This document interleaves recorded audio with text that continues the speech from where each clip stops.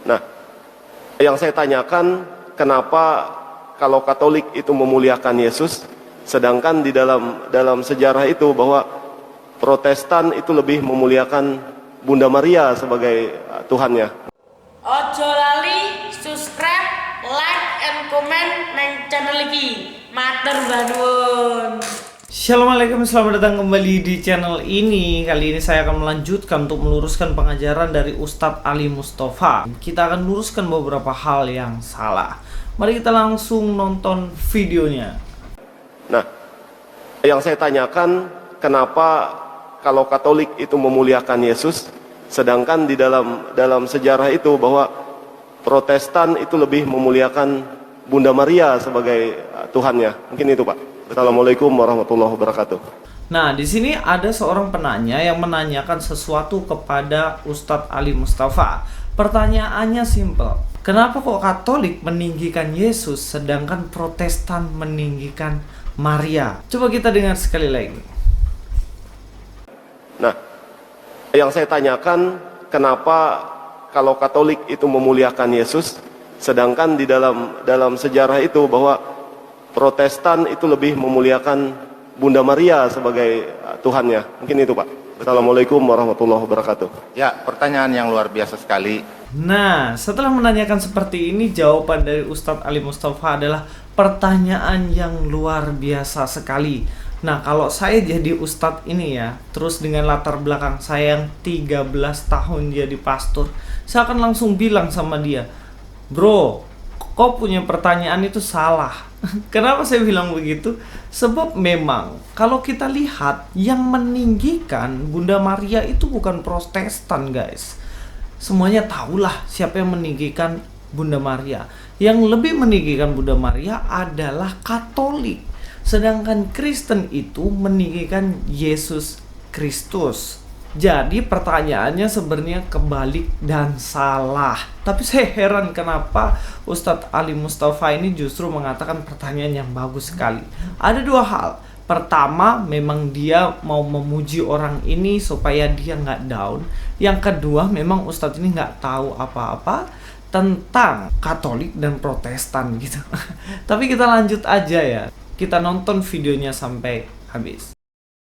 Jadi kalau di kitab Perdidakan ya, kalau kita masuk ke rumah sahabat-sahabat kita yang non muslim, begitu kita masuk, kita lihat di dinding-dinding mereka ada salib tanpa Tuhan, ada salib tanpa Yesus. Nah, ini berarti Kristen. Ya, Pentakosta, Protestan, Advent, seperti itu.